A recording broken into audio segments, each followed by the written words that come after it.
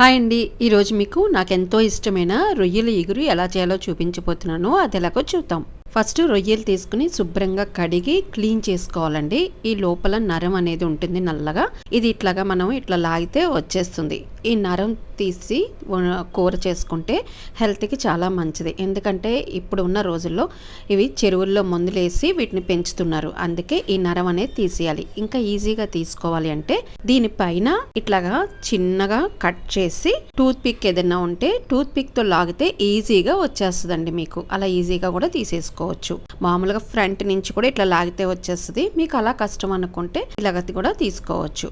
ఇలా అన్నీ తీసేసి శుభ్రంగా ఉప్పు పసుపు వేసి మళ్ళీ కడిగి పక్కకు పెట్టుకోవాలి.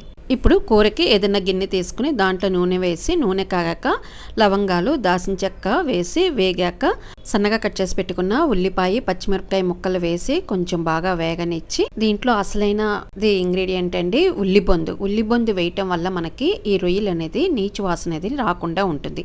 ఉల్లిబొందు వేసుకొని అల్లం వెల్లుల్లి కూడా వేసి పచ్చి వాసన పోయేంత వరకు వేగనిచ్చి కొంచెం పసుపు వేసి ఒకసారి అంతా కలుపుకొని మనం క్లీన్ చేసి పెట్టుకున్న రొయ్యల్ని వేసి బాగా నీసు నీళ్ళు ఎగిరేంత వరకు ఉడకనివ్వాలి.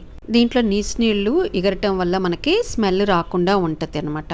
పూర్తిగా నీసు నీళ్ళు ఎగిరిపోయాక రుచికి సరిపడా ఉప్పు వేసుకొని బాగా మిక్స్ చేసుకొని మీరు తినే కారాన్ని బట్టి కారం కూడా వేసుకుని ఒకసారి అంతా కలిపి కొంచెం రొయ్యి మునిగేంత వరకు వాటర్ పోసి మూత పెట్టి రొయ్యలు ఉడికేంత వరకు ఉడికించుకోవాలి.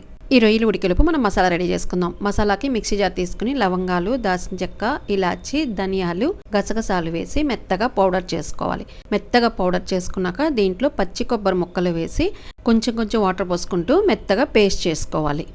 ఇలా మెత్తగా పేస్ట్ చేసుకున్నాక పక్కకు పెట్టుకుని ఇప్పుడు రొయ్యలు ఉడికినాయో లేదో చూద్దాము. రొయ్యలు బాగా ఉడికాక కూరకి సరిపడా మసాలా వేసుకుని ఒకసారి అంతా బాగా కలిపి కొంచెం వాటర్ పోసి మళ్ళీ మూత పెట్టి మసాలా దానికి పట్టేంత వరకు ఒక 10 నిమిషాలు ఉడికించుకోవాలి.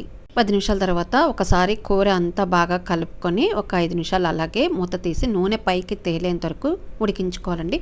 ఇలా నూనె తేలాక మనకి కొత్తిమీర వేసుకొని దించేసుకుని మీకు ఇష్టమైన అన్నంతో కానీ చపాతీ కానీ సర్వ్ చేసుకుని తినటమే. చూస్తుంటేనే నోరు ఊరిపోయి నాకు ఇష్టమైన రొయ్యల ఇగురు రెడీ.